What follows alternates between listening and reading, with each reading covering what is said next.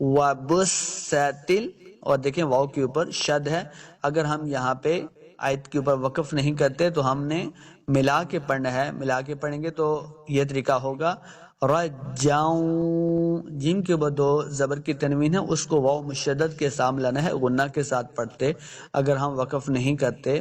یہاں پہ ہم اپنا سانس نہ توڑتے، ملا کے پڑھتے تو اس طرح پڑھا جاتا رجاؤں وبستل، لیکن ہم نے وقف کیا ہے کیونکہ یہاں پہ آیت بھی ختم ہو رہی ہے تو ہم نے وقف کیا، رجا پڑھا، پھر آگے پڑھیں گے وبستل، واو کے اوپر زبر ہے، یہاں سے شروع کریں گے نئے سانس کے ساتھ وقف کرنے کے بعد، وبس، واو کو جب پڑھیں گے اپنے دونوں ہونٹ گول ہوں گے تب واو کا مخرج صحیح ادا ہوگا، وبستل،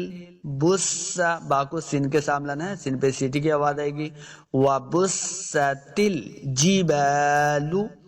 بس، با کو سین کے سامنے لانا ہے، سین پہ سیٹی کی آواز آئے گی، بس، پھر سین کے اوپر دو زبر کی تنوین ہے، آگے ہم نے وقف کرنا ہے اس لیے ایک زبر کو ساکن کر دیا، ایک زبر کے ساتھ یہاں پہ ہم نے وقف کرنا ہے، وَبُسَّتِ الْجِبَالُ بَسًّا،